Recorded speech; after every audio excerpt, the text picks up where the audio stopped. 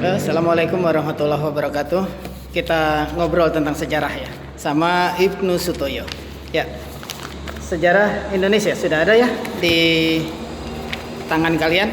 Kita awali bab 1, menelusuri peradaban awal di Kepulauan Indonesia.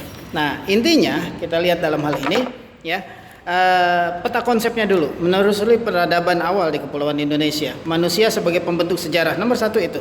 Ya, keterkaitan manusia dalam ruang dan waktu ini harus dipahami. Manusia hidup dalam perubahan dan keberlanjutan.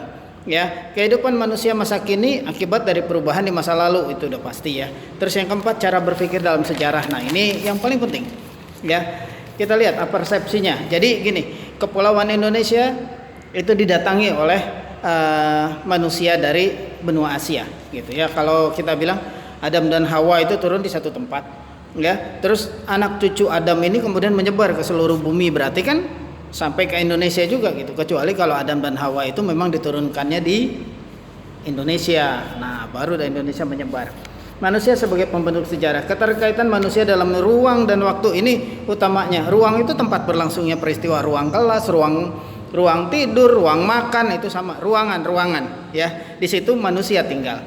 Terus waktu, kita tahulah bahwa ada keterkaitan waktu, masa lalu, masa kini, masa akan datang gitu, dimana kita ada semua di dalamnya. Manusia hidup dalam perubahan. Heraklitus, ingat ini kata-katanya Pantare, bahwa semua yang hidup ini berubah gitu ya.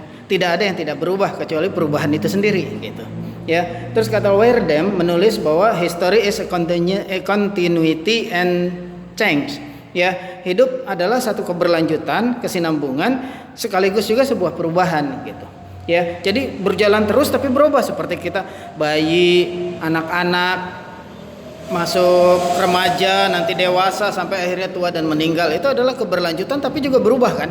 Nah, itu yang utama. Terus menurut Kunto Wijoyo ada 4 hal yang berkaitan dengan waktu, yaitu perkembangan, kesinambungan, pengulangan, dan perubahan. Pelajari satu-satu. Kehidupan manusia masa kini akibat dari perubahan di masa lalu. Cara berpikir dalam sejarah ya, berpikir diakronik. Diakronik itu apa? Diakronik itu berpikirnya ini, cara berpikir sejarah dari waktu ke waktu, dari zaman dulu sampai sekarang bagaimana terjadinya. Contoh misalkan kemerdekaan Indonesia diawali dari kapan? Dari mulai adanya Sumpah Pemuda, terbentuknya wilayah Indonesia, bahwa orang Indonesia ini semua mengakui bahwa kita ini satu bangsa. Nah, dari situ baru bisa ada kemerdekaan. Nah, ini berurutan sampai proklamasi, itu namanya diakronik. Kalau yang sinkronik berpikirnya, katakanlah kemerdekaan Indonesia ya, proklamasi kemerdekaan Indonesia kita bicarakan. Nah, ini ditinjau dari sisi apa? Ditinjau dari sisi sosiologi, ditinjau dari sisi Jepangnya sendiri, ditinjau dari sisi sekutu yang sedang melakukan serangan ke Jepang. Nah, ini semua berpikirnya namanya sinkronik gitu ya, tapi hanya di satu waktu gitu ya, cuma dibahas lebih luas.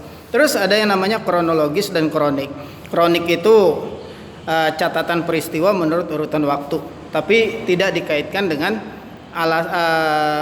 keterkaitannya. Kalau kronologi dipelajari juga keterkaitannya. Itu nanti ada di sini katanya kausalitas itu sebab akibat ya kan. Kita di sini karena akibat dari perbuatan kita di masa lalu gitu ya.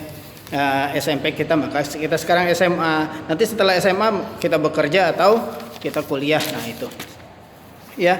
Terus praaksara, ingat bahwa praaksara itu berarti masa sebelum ada catatan tertulis ya, yang dapat dipelajari. Itu semua maksudnya namanya praaksara, bukan prasejarah. Karena tadi sejarah adalah kehidupan masa lalu manusia, berarti sebelum ada manusia dong prasejarah. Enggak itu gitu ya. Itu nanti lain lagi pembahasannya tentang kejadian manusia, itu nanti di geologi ya. Penelitiannya ada dengan cara-cara nih macam-macam ya.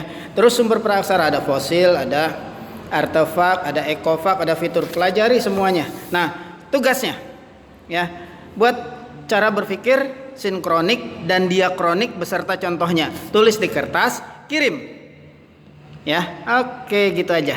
Sampai ketemu lagi.